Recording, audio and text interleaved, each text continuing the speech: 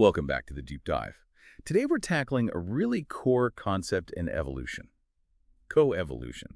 We're going deep into how species interactions, the push and pull between them, actually drives evolutionary change over time. Our main source is a key chapter covering this, and our mission really is to map out how these adaptive changes in one species kind of force changes in another. Could be conflict, could be cooperation. We're looking at the big picture principles shaping whole lineages. It's more than just simple adaptation, isn't it? It's this intricate, reciprocal thing. I find the sheer specificity just fascinating. It really is. It's maybe the ultimate example of how interconnected life is. Technically, coevolution is defined as a process where an adaptive change in species A drives an adaptive change in species B, or maybe even multiple other species. And what's really interesting, I think, is that even relationships that end up being cooperative, like mutualism, often seem to start from, well, intense competition. That pressure is the initial spark. Okay, so it drives change. Are we talking big, obvious things like, I don't know, thicker armor on a prey animal? Yeah. Or is it broader than that?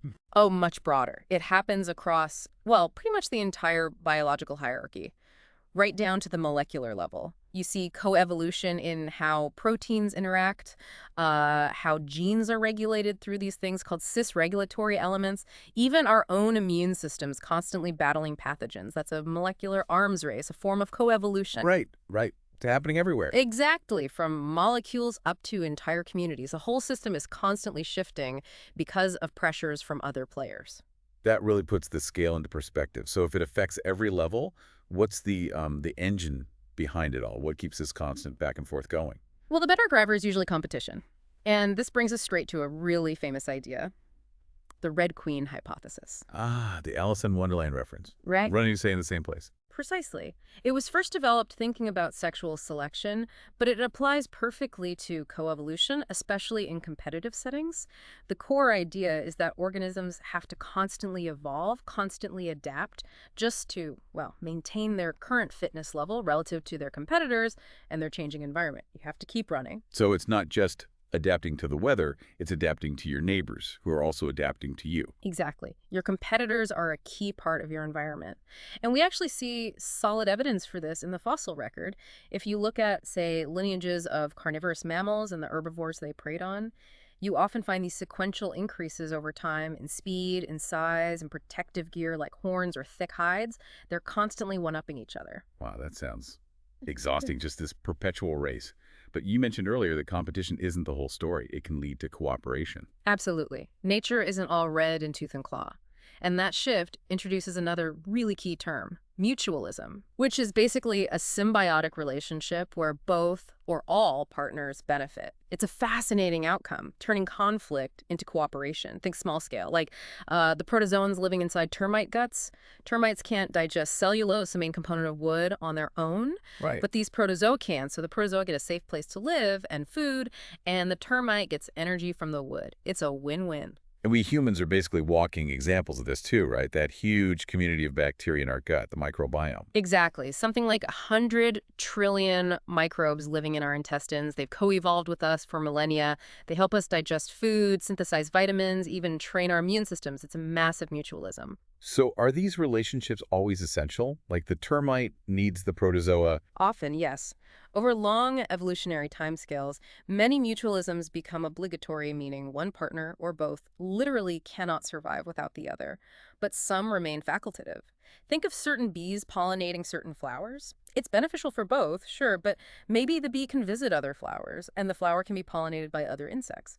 Helpful, but not strictly essential for immediate survival. Okay, let's swing back to the conflict side for a bit because the chapter digs into the genetics of these arms races. What's a classic example of that? Oh, a fantastic one is the relationship between the common flax plant Linum usitatissimum and this fungal rust pathogen that infects it. It's a really clear genetic battle.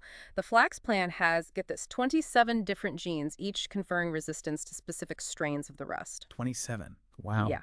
And in response, the fungus has evolved a similar number of corresponding genes, virulence genes, specifically designed to overcome each of those resistance genes. It's like genetic lock and key, constantly trying to outwit each other. That's incredible precision. But with such intense pressure pushing both sides to the max, doesn't one side sometimes just lose? Go extinct instead of wreaking this kind of balance? That's a really critical point. Extinction is definitely one outcome of these races. But sometimes the balance point, the equilibrium is, well, it's not what you might intuitively expect. Take the classic case of the myxoma virus and European rabbits in Australia. Yes, introduced to control the rabbits, right? Exactly. And initially, it was devastatingly effective. Lethality rates were up around 99%, wiped out huge numbers of rabbits. But surely that kind of lethality is bad for the virus too, if you Um, kill your host that fast. Precisely. You've hit on the selection pressure. The virus was spread mainly by mosquitoes, and mosquitoes, well, they only bite living rabbits. So those super deadly, hyper-virulent strains, they killed the rabbit so quickly that the mosquito often didn't have time to bite it and pick up the virus to carry to the next rabbit. They basically burned themselves out. Ah, so killing the host too fast reduces your own chances of spreading. Exactly. So natural selection actually favored viral strains with reduced virulence.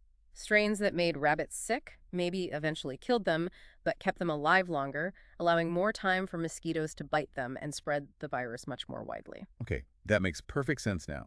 The virus evolved to be less deadly to maximize its own transmission. Right, and this illustrates a really fundamental principle about how virulence evolves. It's strongly tied to the mode of transmission.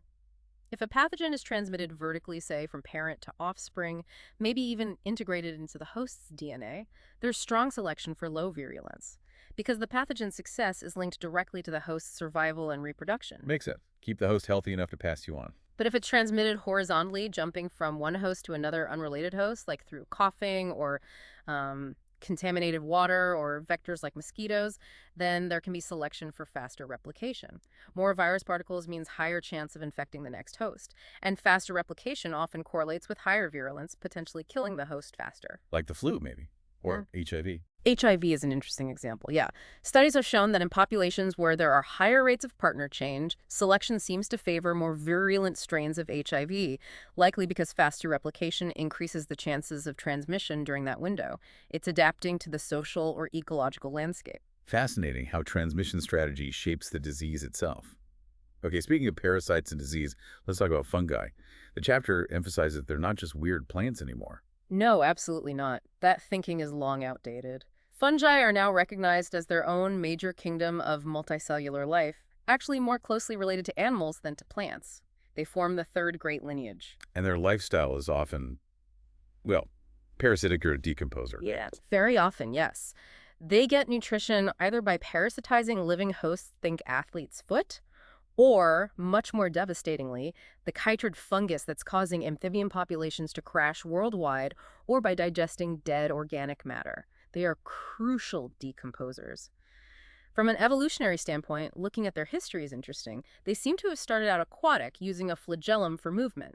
But phylogenetic studies show they lost that flagellum independently at least 4 different times during their evolution. 4 times. Why lose it? Each time they lost the flagellum, it coincided with the evolution of new, often complex, mechanisms for dispersing spores through the air. Adapting to life on land meant finding new ways to spread. And now, with genomics, we can actually watch these evolutionary arms races playing out at the DNA level, this field of coevolutionary genetics. Yes, it's incredibly powerful. Comparative genomics lets us track changes really closely. For instance, researchers looked at water mold's Phytophthora species. One of these caused the Irish potato famine. Ah, the potato blight. Right. They found hundreds of genes coding for disease effector proteins. The weapons the pathogen uses to attack the host were evolving incredibly rapidly, lots of variation, fast changes. But here's the really crucial bit, the aha moment. They looked at where in the genome these rapidly evolving genes were located. Oh. They weren't just scattered randomly. They were concentrated in parts of the genome that were gene poor, didn't have many other essential genes, but were very rich in transposons. Transposon, the jumping genes. Exactly. Those mobile DNA elements that can copy themselves or move around the genome. The strong implication is that these transposons are actually facilitating the rapid evolution of these disease genes. They help shuffle the genetic deck, creating new variants for selection to act upon very quickly. Wow, so the structure of the genome itself helps fuel the arms race. That's amazing. It links a fundamental molecular process directly to this large-scale ecological conflict. Okay, that explains the speed needed for these races. Let's shift gears a bit to maybe the most classic coevolutionary pairing, insects and plants, especially flowering plants. The fossil record shows plants took off after they appeared around 400 million years ago. They did, especially vascular plants. And a key innovation was the cambium, that layer of dividing cells that allows for secondary growth. Basically, it lets plants get thick and woody. It allowed for the evolution of massive trees and forests. Creating a whole new world. A whole new set of ecological niches. And insects diversified right alongside them. By the Carboniferous period, you had giant dragonfly-like insects, massive diversification. The stage was set for intense interaction. And a lot of that interaction focused on reproduction, right? The evolution of flowers and the competition for pollinators. Absolutely. Flowers are the reproductive organs of angiosperms, and their incredible diversity, shapes, colors, scents is largely driven by competition to attract specific, reliable pollinators, mostly insects, and to make sure they weren't just pollinating themselves, which limits genetic diversity. Many plants evolved self-incompatibility. It's a genetic mechanism to prevent self-fertilization. How does that work? Usually involves a specific genetic locus called the S-locus. Basically, the pollen carries an S allele, and the female parts of the flower also have S alleles. If the pollen's allele matches one of the flower's alleles, fertilization is blocked. So it forces the plant to accept pollen from a different individual. Exactly. It enforces outbreeding. And this sets up a fascinating type of natural selection called frequency-dependent selection. Rare S alleles have an advantage because pollen carrying them is more likely to find a compatible flower.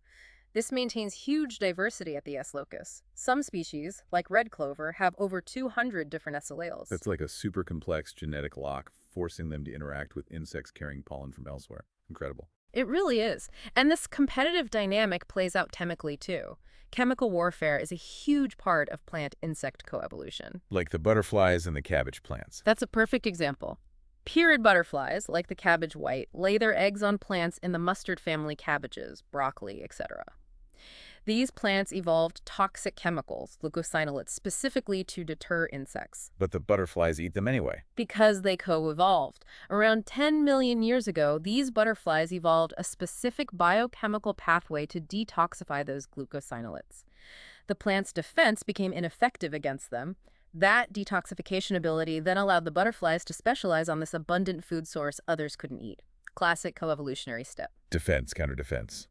Okay, let's talk about maybe the most famous prediction in coevolution, Darwin and the orchid. Ah, yes, the Madagascar star orchid, Angraecum sesquipedale.